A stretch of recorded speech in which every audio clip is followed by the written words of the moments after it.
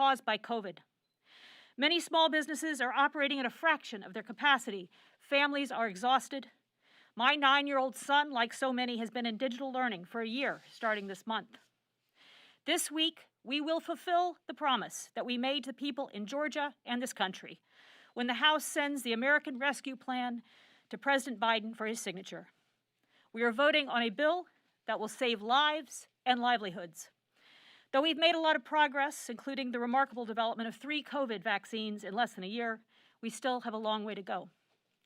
My husband used to wake up every day and ask, "Dear Lord, when are they going to have a vaccine?" And now he wakes up every day and says, "When are we going to get the vaccine?"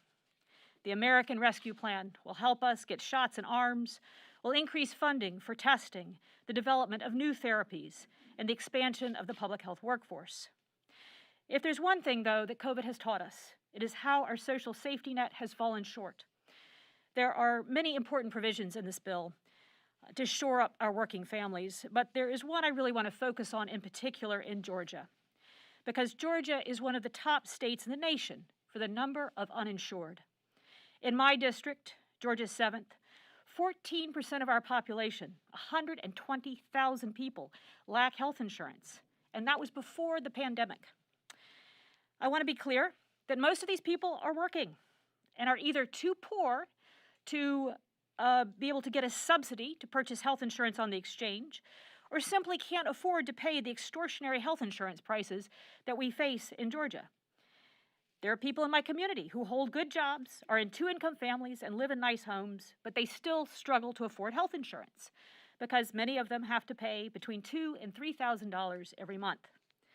The American Rescue Plan says enough is enough and caps healthcare insurance premiums for families that purchase on the exchange at 8.5% of their income.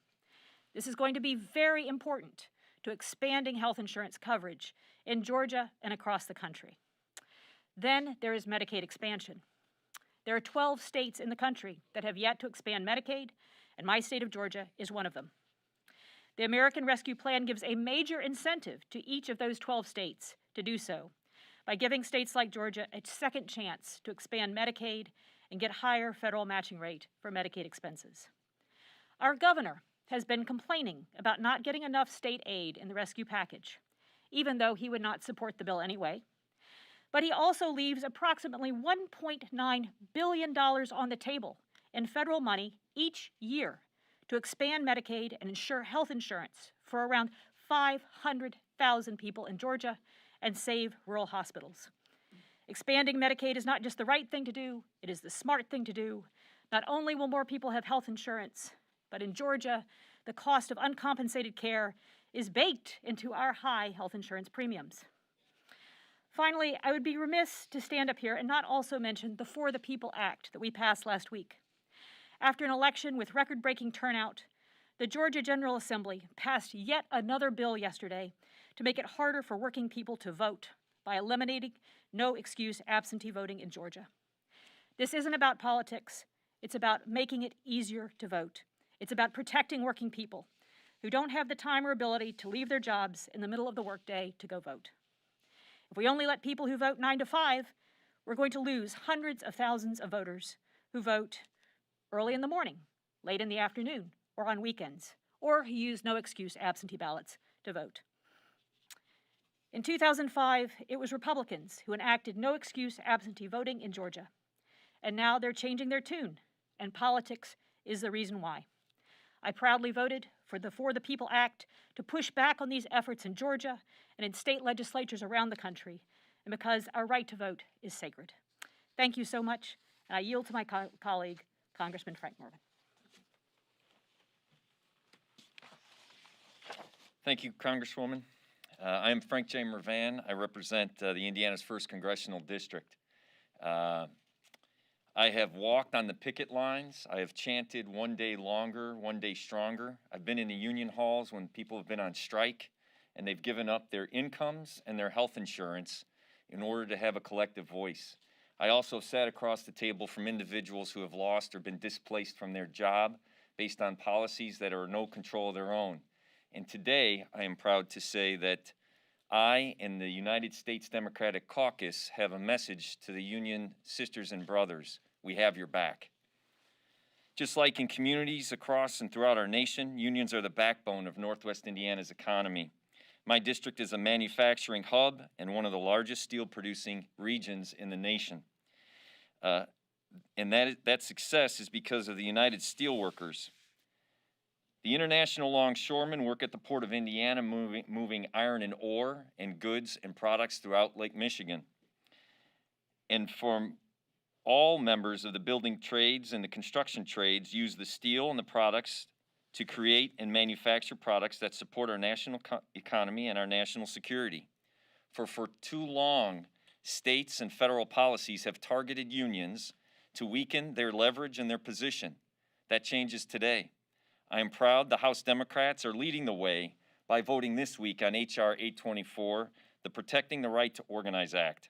When workers stand together and form a union, they have the ability to use a collective voice for fair wages, safe working conditions, improved health benefits, and a secure retirement. Organized labor is essential to creating opportunities for individuals to have a good paying career and a family sustaining job. And the pride and the dignity of work. I am also proud to vote today on the American Recovery Plan. These two measures give a balance and lift up working families. In my opinion, part of our great divide in our nation is workers feel left behind. These two acts lift up workers and give them a chance. I thank you, and I yield back to the chairman. Thank you, Carolyn. Thank you, Frank. Questions? Mr. Jeffrey, mission accomplished is pretty strong for a bill you haven't voted on yet. I mean, are you 100% confident you're going to have the votes to do this? I'm 110% confident that the votes exist to pass the American Rescue Plan. Any updated guidance on when that might happen? I expect that the bill will be taken. We're still waiting on the bill to come over from the Senate. And so from a timing standpoint, the clock will start to tick when the Senate transmits the bill back to the House of Representatives, and then the Rules Committee will take it up.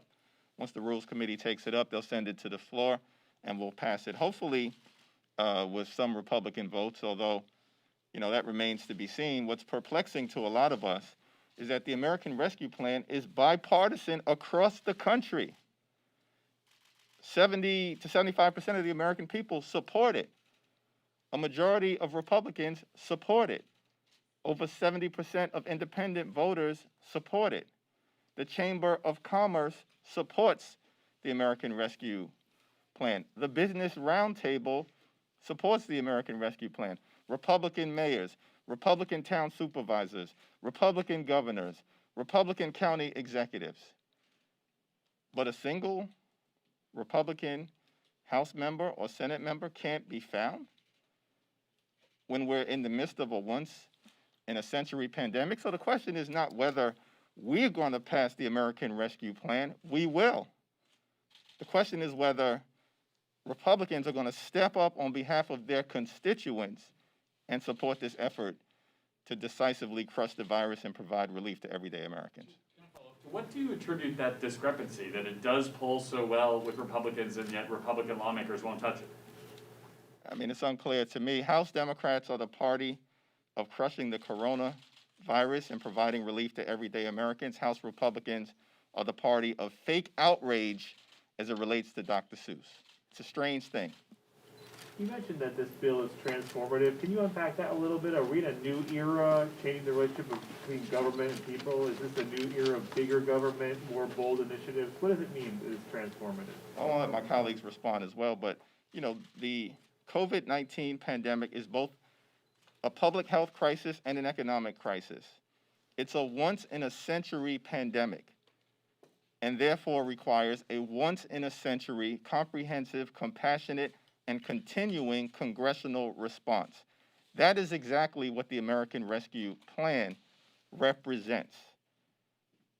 And so we've just met the moment with great leadership from President Biden and, of course, Speaker Pelosi and Majority Leader Schumer, as well as our respective caucuses.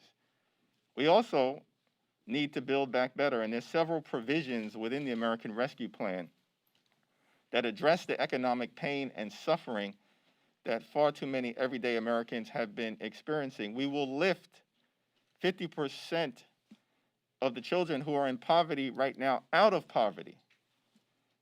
We will make sure that we deal with the food insecurity needs of the American people, the housing needs of the American people, the unemployment needs of the American people. The American Rescue Plan is transformative because that is what the moment requires. This bill is transformative because of the details of the bill. As the chairman mentioned, lifting children out of poverty, increasing supplemental nutrition, expanding the earned income tax credit, putting checks in everyday Americans' pockets. Those are the things that the American public are going to view that matter.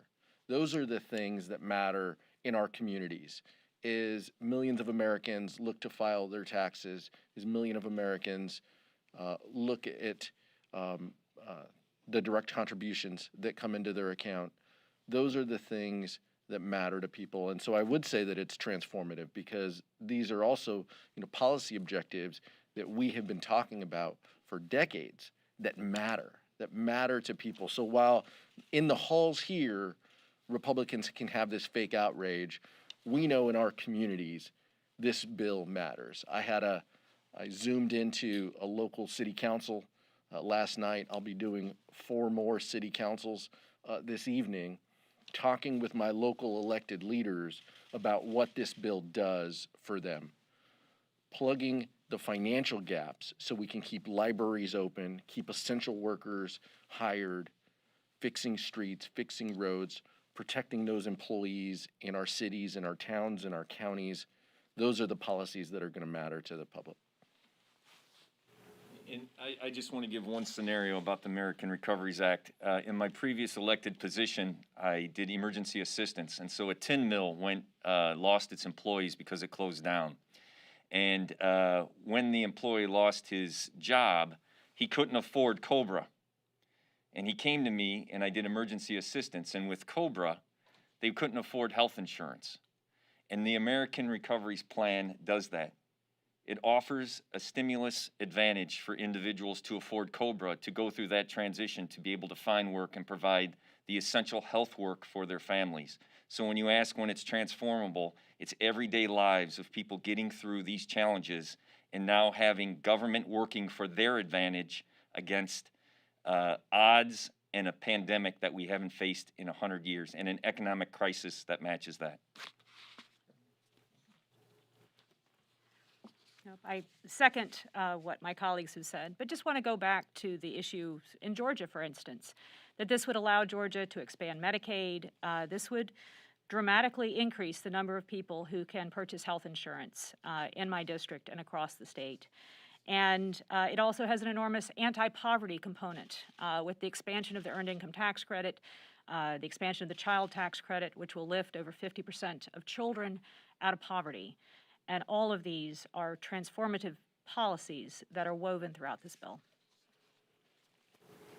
Chairman, I wanted to ask you about Congressman Waltz's letter to Iran urging Biden and Blinken to come up with a comprehensive and bipartisan deal with Iran. Have any of you signed it? What do you feel about it? Is this Anthony Brown's letter? I think it's Rep. Waltz. Okay, well, I'm not familiar with Rep. Waltz's letter, although you may be referring to the letter that was co-authored by Congressman Anthony Brown, and I do support the effort to arrive at a robust renegotiation of the nuclear agreement, which I supported in its original form, to meet the current challenges of the moment. And just as a follow-up, is there any statement you can give us on the recent Houthi attacks on Saudi Arabia? I've got no statement on that right now at the moment. Thank you. Sure. You're talking about transformative legislation. It's a transformative piece of legislation that creates a fiscal cliff next year when those child tax credits expire. You talk about lifting kids out of poverty. You have the potential of putting them back below the poverty line when that expires. Doesn't that just sort of put you guys in a tough spot here in 6-8 months down the line? Well, it's a good question. I support the permanent extension of the robust child tax credit that is included in the American Rescue Plan. I believe the House Democratic Caucus supports a permanent extension, and in the conversations that we've had with the administration, they've signaled their support as well. It's an issue to be worked on as we approach the next fiscal year, and I'm confident that we may even find some bipartisan support. As you know, in the Senate, though they didn't vote for the American Rescue Plan, both Senator Romney and Senator Rubio have championed an expanded child tax credit.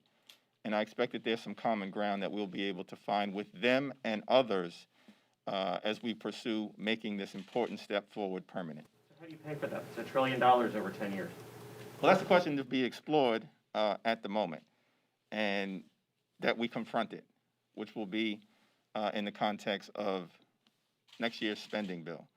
And so let's see where we are. I know Chairman Neal, for instance, has some ideas.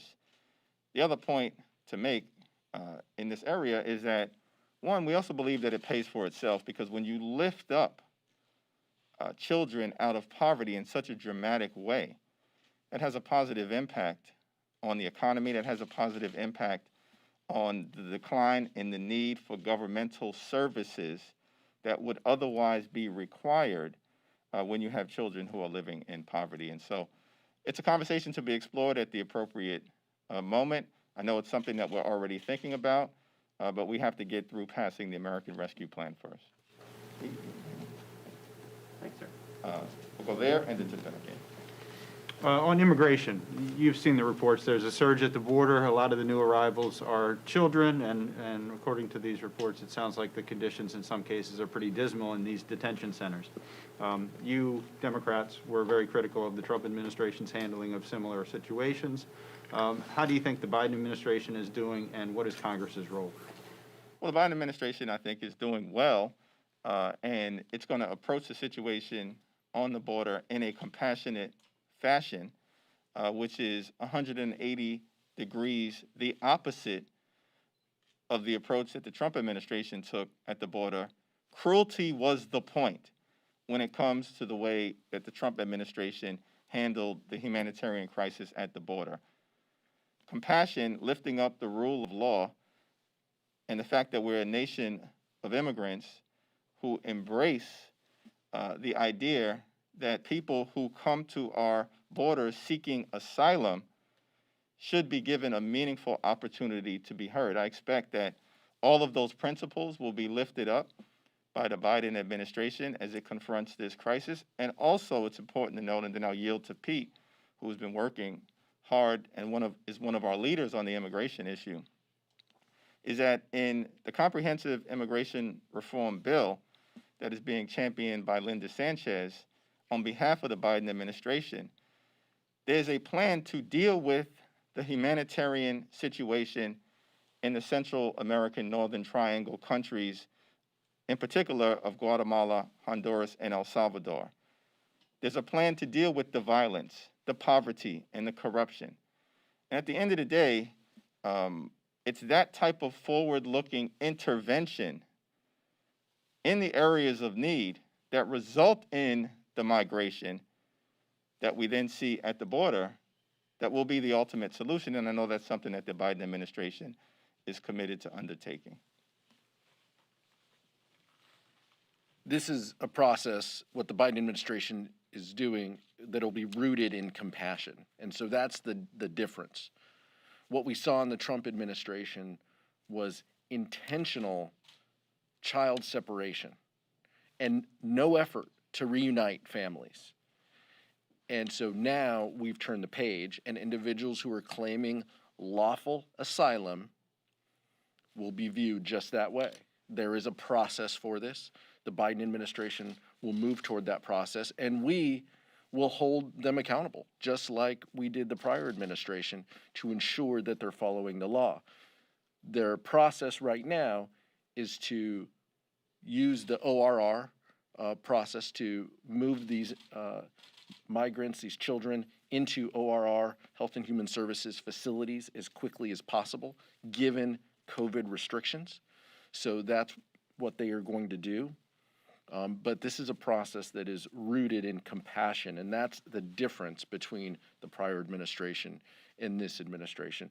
And like the chairman said, you don't address this until you deal with Northern Triangle issues. That's what the U.S. Citizenship Act does. That's what we look forward to working with the committees of jurisdiction, foreign affairs, appropriations committees on in the future to help address this. But we will also ensure that there's accountability and oversight to what's going on. Follow, in the very near term, I understand the Northern Triangle situation, that's a much longer term solution. In the near term, these facilities are being described as jails, and as you're shifting them to the HHS facilities, is there anything Congress can do to ease that situation down there? Well, I know there are ongoing conversations between the chairs of jurisdiction and many different members of Congress with the Biden administration to try to address the conditions that you've raised. I haven't seen where they've been described as jails, but as Pete indicated, I think we are confident that the Biden administration is going to approach the humanitarian situation at the border anchored in compassion as opposed to anchored in cruelty. Last question. Thank you, Chairman Jeffries. You're set to lose one member to confirmation, Senate confirmation tomorrow, and another one in the coming weeks. How concerned are you about a shrinking Democratic majority, which is already one of the smallest that you've had, going forward with legislation and possibly losing votes? Not concerned at all. We're incredibly unified around a progressive, forward-looking, transformational agenda that we've undertaken from the moment this new Congress was sworn in. And I think, as you've seen, we continue to pass meaningful pieces of legislation on the floor each and every week, including the bills that we will undertake this particular week. That's because we recognize that the American people are facing real challenges that require real solutions. And we're committed to making sure that we get things done. So there's no concern about losing progressives who might be getting antsy down the line? They've already spoken up about some of the changes with the American Rescue Act, so no concerns down the line with them getting antsy, being like, no, we don't like some of these changes the Senate do. We're not going to sort of go along with it. Senate is a unique and peculiar institution, but that's the reality of the constitutional fabric that we confront. By and large, I think what you've seen is a recognition across the country, not simply within the halls of Congress, that the American Rescue Plan meets the moment and is transformational and will really impact the lives of everyday Americans in a positive way. And it's an incredible contrast. The Republicans, when they had an opportunity to act on behalf of the American people in 2017, passed the GOP tax scam and saddled our children and our grandchildren and our country with $1.9 trillion in debt, where 83% of the benefits went to the wealthiest 1% in America in order to subsidize the lifestyles of the rich and shameless. That is what they did with their majority. After inheriting the Barack Obama, Joe Biden economy that was going well at the time. Now we find ourselves in a crisis, and not a single one of them can support the American Rescue Plan. So the challenge is not with Democrats. We're going to remain united, I believe, and unified. And as Senator Bernie Sanders himself said, after voting to support the American Rescue Plan, this is the most progressive bill passed by the Congress in at least a quarter century. He's a leading progressive. And so I don't think there's any anxiety as it relates to moving forward with the legislation that will be on the floor this week.